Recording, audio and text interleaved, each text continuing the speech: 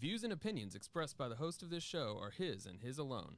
They do not reflect those of this network, his employer, any of the universities he attended, his family and friends, or former roommates, any of the 5 Temptations, the 4 Tops, or any number of the Pips. They may or may not reflect those of the other voices in his head. His dog, however, agrees with him 100%.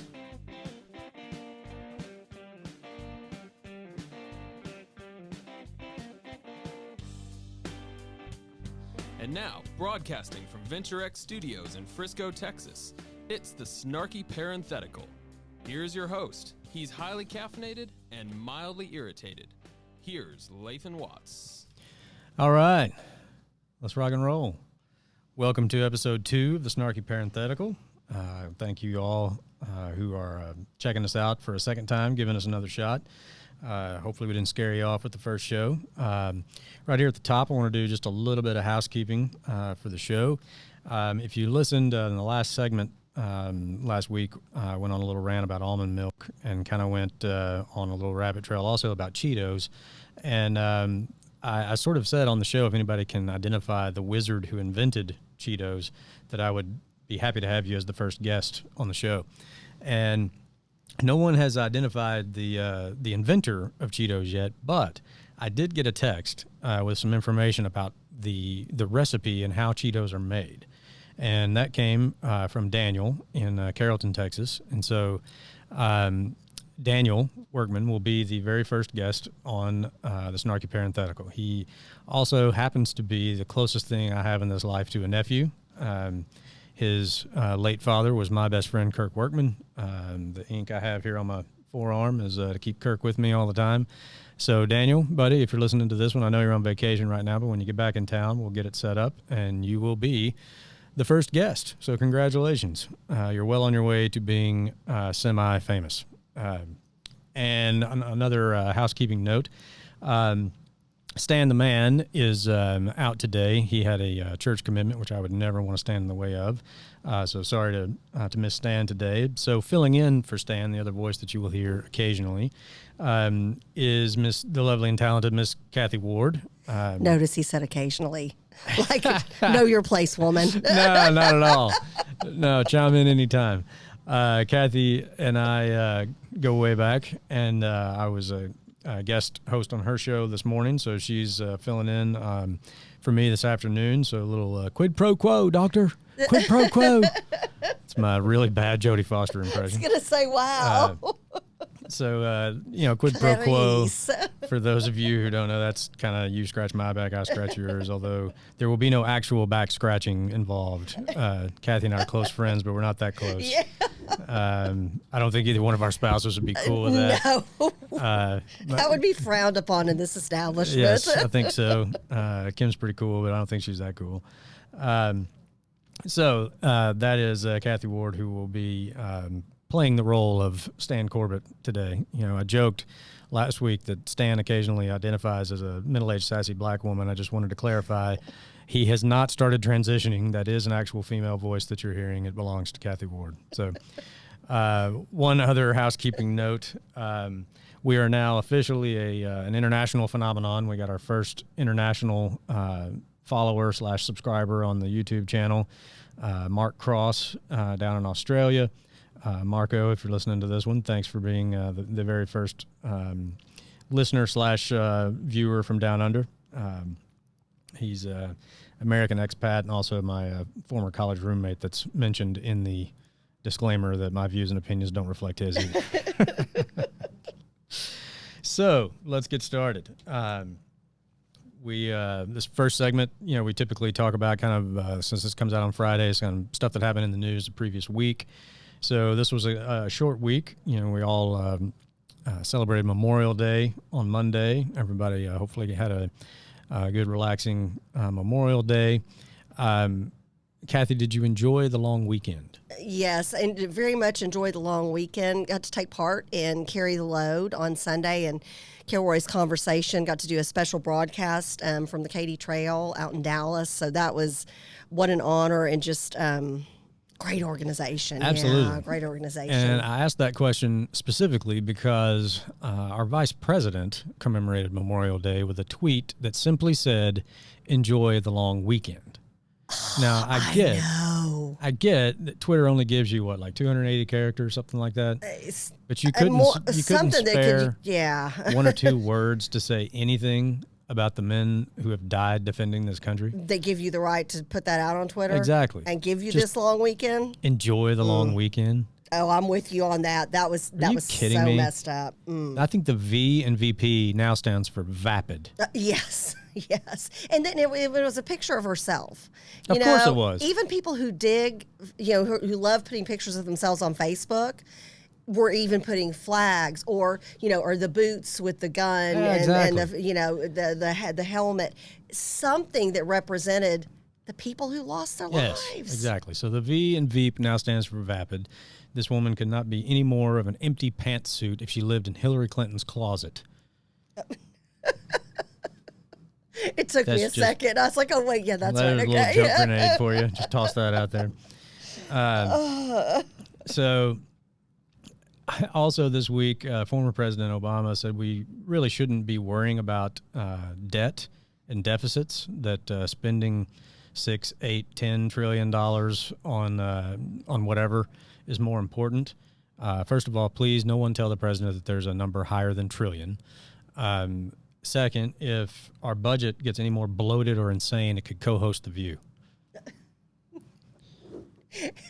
And that's one of those words. It's like in Harry Potter, he's who shall not be spoken, or the name who shall not be spoken. I can't remember right now.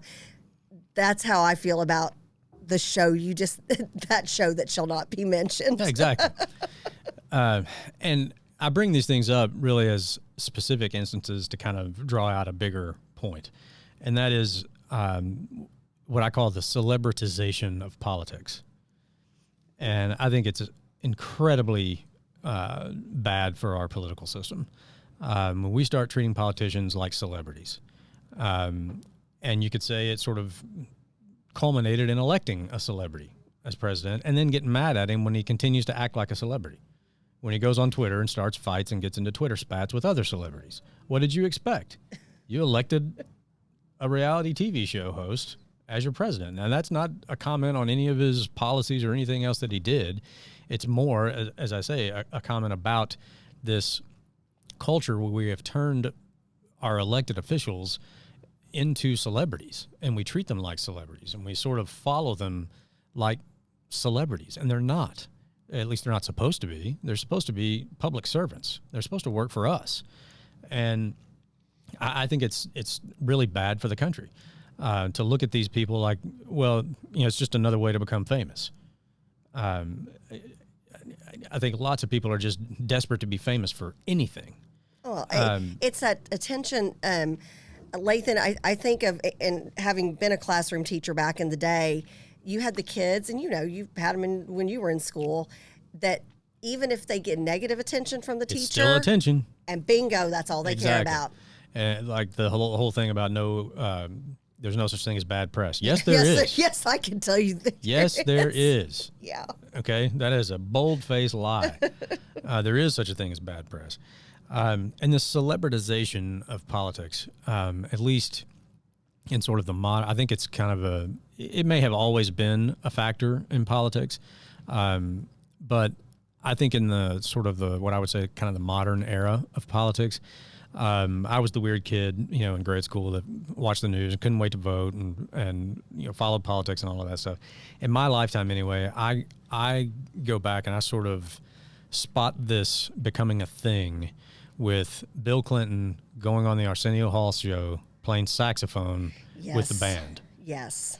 And when did he talk about boxers or briefs? Remember that was a whole thing. Was that that same show? No, it wasn't that show. That was an MTV Rock the Vote. That's it. Kind of town hall style. Yeah. Where, one of the people asked him boxers or briefs. And my that's reaction, what you ask a future president of the United States. That was my reaction even back then. You want to know why politicians ignore young people? Because when you get a chance to ask the potential next leader of the free world, you ask him what kind of underwear he wears.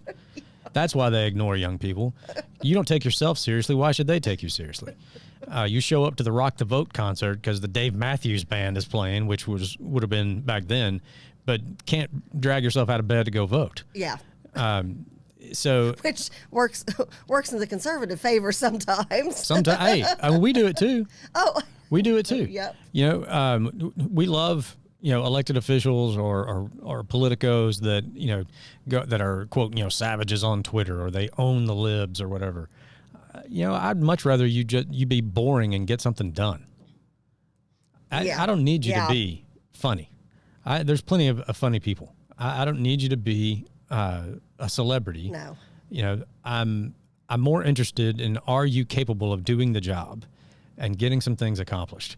And I don't care who you're dating. Right? I don't care what designer you're wearing, nor should really anybody for that matter. So yeah, I think it goes back, at least in the modern era. Clinton with the black shades playing sax on the Arsenio Hall show like some hick version of the Blues Brothers. And then chicks dug it though. Oh gosh, Lathan, remember? Yeah, they did. Chicks lost. There were women who were like, "Oh, well, I'm voting for him just because he's sexy." And I'm like, "Oh." I think it was James Carville that said Bill Clinton wanted to be a rock star and he settled for being president. There you go. Because he certainly lived like a rock star. Oh yes, he did. Yes, we don't even have to get into all the stuff he did in the Oval Office. Yes, he did. Right? Enough said. Okay. So, I think we're coming up on the end of segment 1 there. Yep. All right. So, so that's, like I said, just a little bit of a recap, some of the things that went on during the past week and my take on them. This next segment I wanted to do, when I announced I was going to do this show, I took a little informal poll on some of my Facebook friends and asked them, should I do it? What should we talk about? And one of the suggestions that came up, really good friend of mine from law school days, a classmate, and genuinely one of the funniest people I've ever known, named Richie Bond. Bond, if you're listening to this, here you go. He suggested we should talk about the death of comedy. And Richie, as I said, is one of the naturally most funny people I've ever been around. It's probably 2 times in my life that I laughed so hard I thought I was going to throw up. And one of them was with Kirk Workman, and the other was with Richie Bond. And so, Bond, this is for you. The death of comedy. I was thinking about this, and I pulled up a list of Mel Brooks movies. And I'm not going to go through all of them. I'm going to hit maybe 3 or 4 of my favorites. Blazing Saddles, Young Frankenstein, yes, The Producers, and Spaceballs. Of those 4 Mel Brooks movies, which of them could get made currently in our current cultural climate? None of them. Yeah. End of segment. Period. Right? Like, that's it. That's you just couldn't do it. You could not do it today. Not one of them. No, none of them. Not even a watered down version. Really? No, they'd be about 5 minutes long when you took out all the stuff that people would be offended by. Yes. Yeah. And so, I think about a movie like Blazing Saddles, and we all, if you've seen it, recently or even, in the past few years, there's probably some lines that come to mind about the new sheriff in town. And the thing about that movie, Mel Brooks wrote that, and he worked with Richard Pryor on it.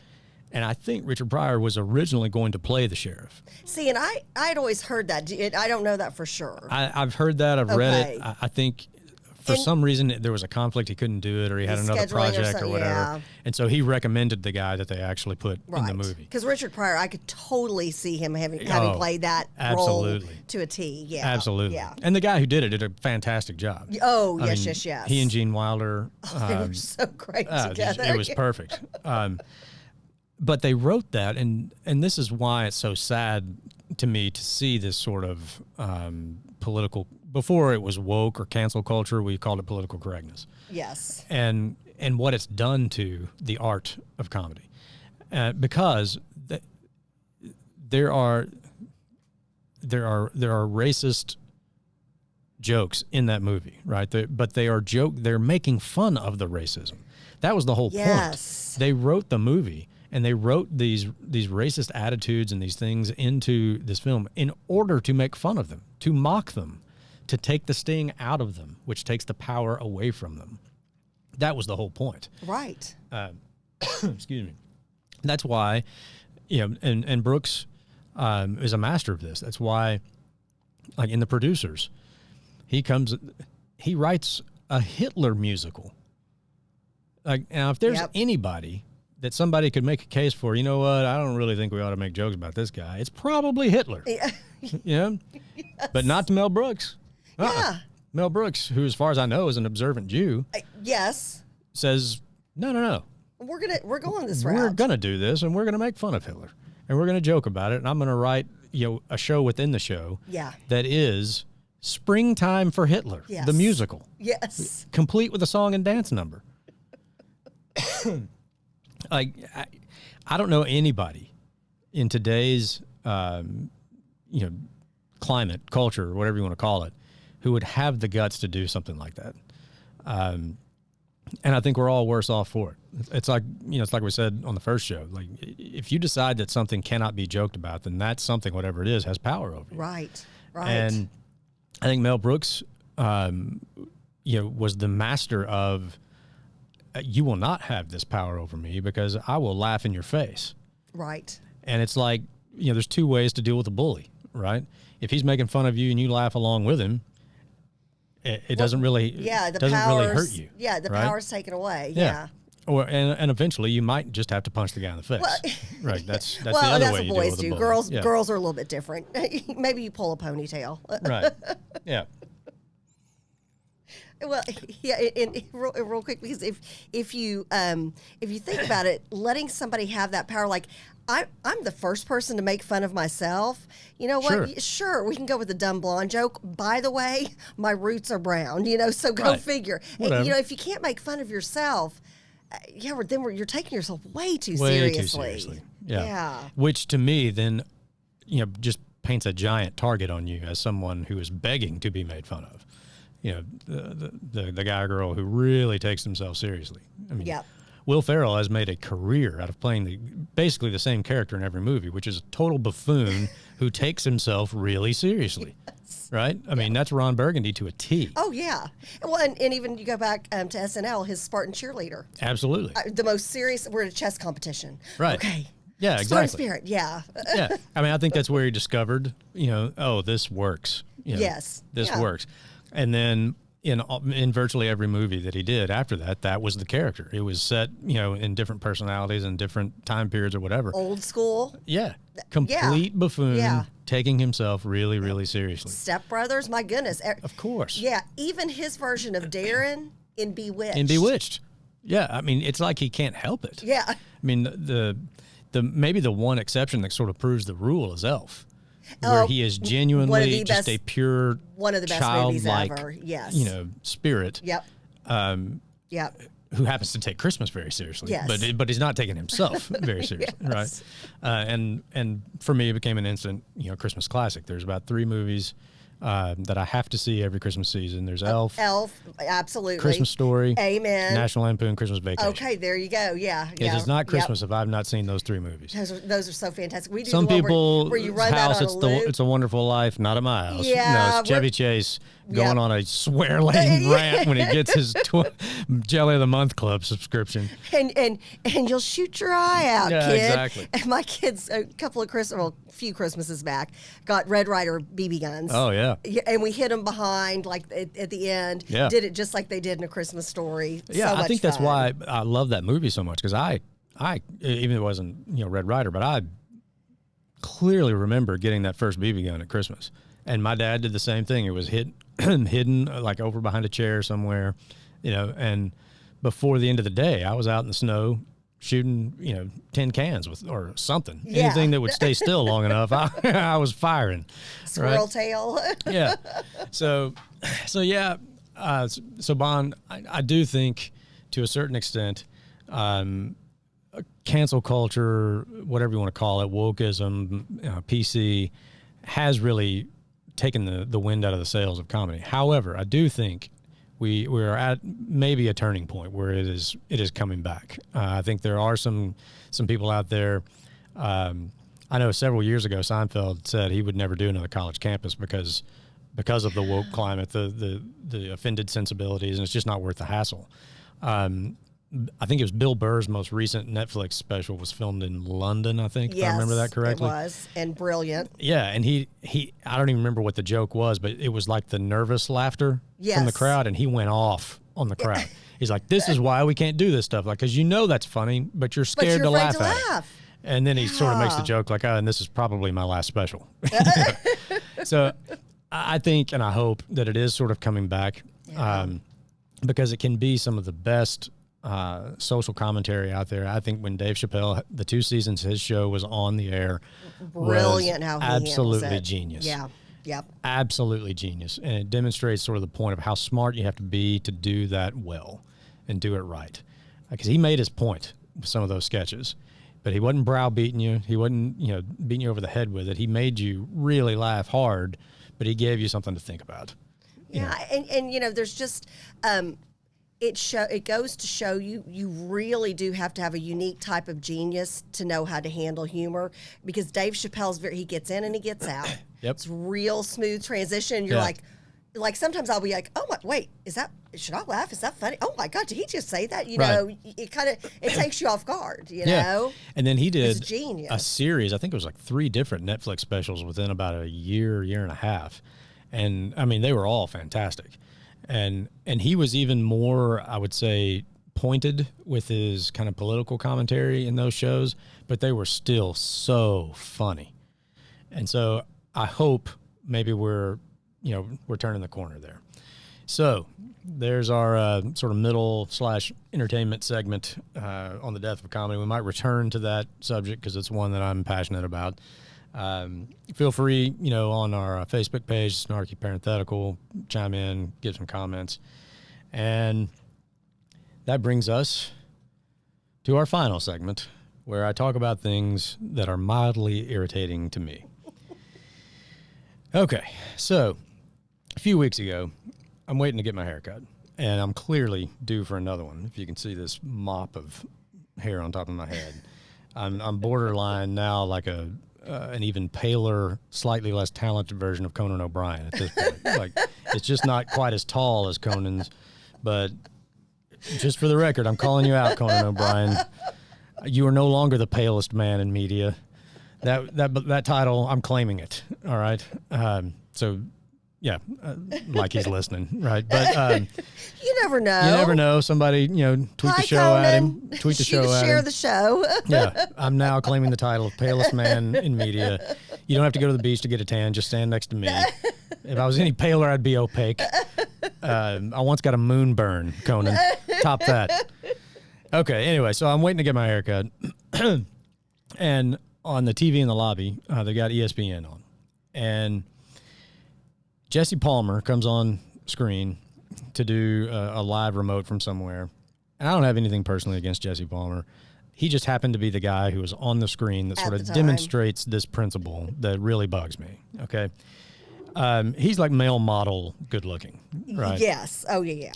He's there. I think he was on an episode of The Bachelor. I think he was. I think he was. Like, I think that's where he kind of got famous, was from that. I don't think he married the chick that he proposed to or something like that. Probably not. Do they ever? How does that work out? Yeah. Out of like 29 seasons, I think you got 3 marriages. Yeah.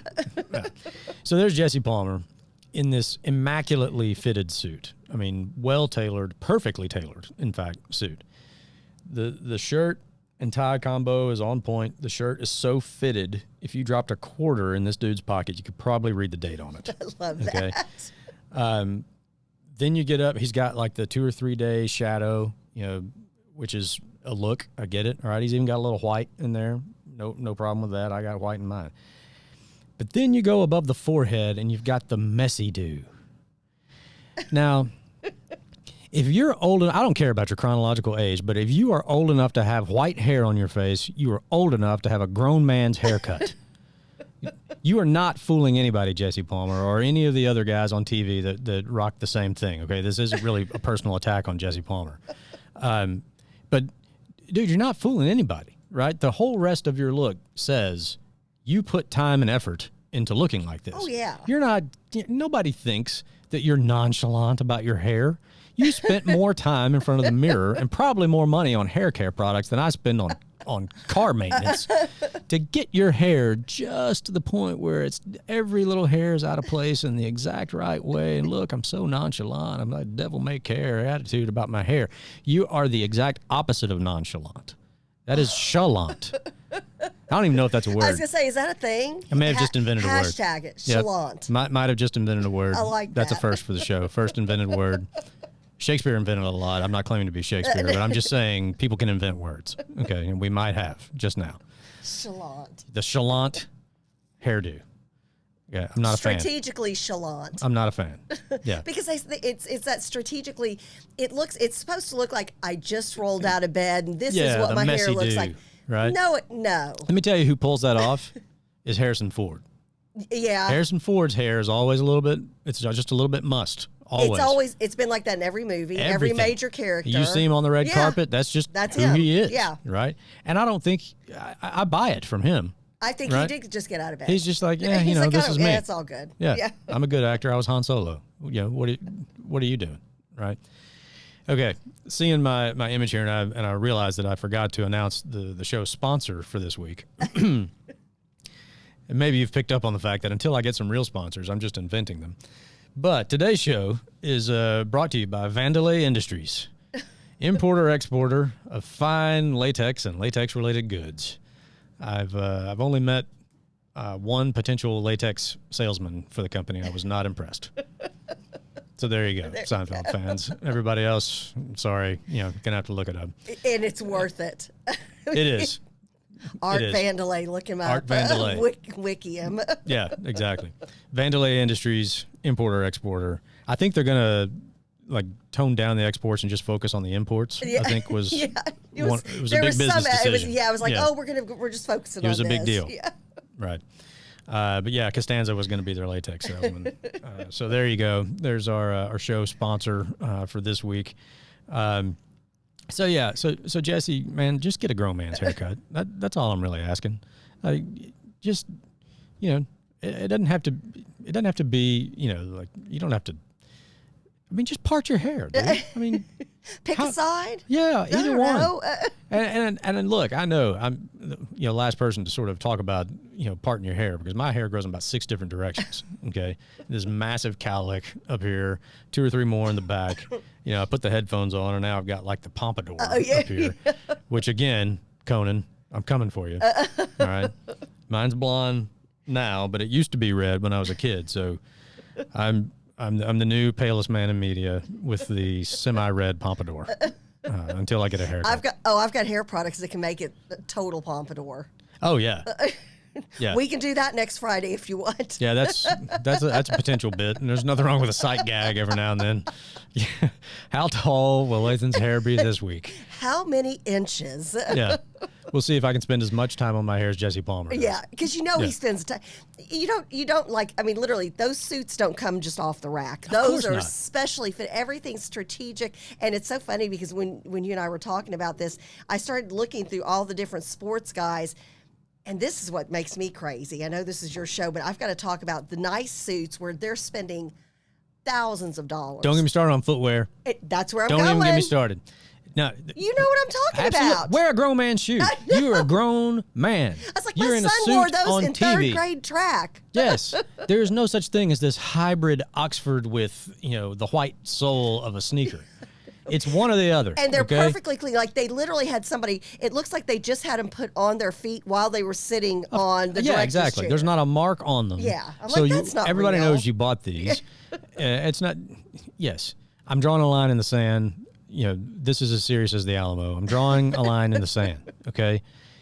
You want to rock a suit and kicks? Okay. Do it. I wouldn't. I think it violates, fundamental rules of how a man should be groomed and dressed. But pick one, okay? Pick one. It's either that or it's a real man's dress shoe, right? An Oxford, a cap toe, whatever you want to call it. Wingtip, whatever. Yeah, wingtip, something, yeah. Exactly. I mean, what's wrong with a wingtip? Yeah. I mean, you're wearing a suit, wear a wingtip. So, yeah. So, sorry, Jesse, it's not personal. again, like he's listening or cares. But if he does, please share it. We did talk about it. He's obviously in great shape, or else we wouldn't be talking about tailored suits. Yeah, I mean, he could clearly mop the floor with me, right? So actually, maybe not share it. I don't know. I don't want him making a special trip to Texas, just to come, Where's that take me to the woodshed. Where's that snarky parenthetical exactly. kid? Where's the guy who thinks he's funnier than Conan O'Brien and paler too? I got a thing or two to teach him. There's some undeniable truths in life that I've crafted, and one of them, when it comes to guys and grooming, is look, you should be impeccably groomed from the Adam's apple up, okay? And from the Adam's apple down, unless you're an Olympic swimmer, you shouldn't be groomed, okay? You're a man, right? It just comes with the gig, yep. right? Yep. We don't do that. If you're an Olympic swimmer, I'll give you a pass. You can, if there's maybe some other Olympic sports where the hair on your legs is going to be the difference between gold and silver, then okay. Yeah, all if right. it shaves off 0.0002 seconds, and you get the gold, rock and roll. Yeah. The only other exception I might go for, I don't even know this guy's name. I just see him in the gym occasionally. After a workout, everybody's in the locker room, and this dude is just like, he looks like he's wearing a Bigfoot costume. I mean, he is just fur from head to toe, but he shaves like his neck and like the top of his shoulders, because nobody wants to see that puffing out. When you're wearing a shirt. No. That's kind of, you're taking one for the team. For the rest of us, because no, we don't want to see that either. That's all good. that may be a minor exception, but for the most part, dudes, groom from the Adam's apple up, and not from the Adam's apple down. I'm not gonna even go down the path of the female equivalent, because I have nothing to say about that. That won't get me into serious trouble at home. All right. So I think we have sufficiently offended enough people. Hopefully, maybe made you laugh a little bit. I don't know. But we had fun. Hope you did. I had a good time. Kathy, thanks for filling in for Stan. Oh, anytime. Stan the Man will be back next week, as far as I know. And this has been the Snarky Parenthetical. I'm Lathan Watts. We're highly caffeinated, mildly irritated. Thanks for listening. Check us out. We'll be back next week.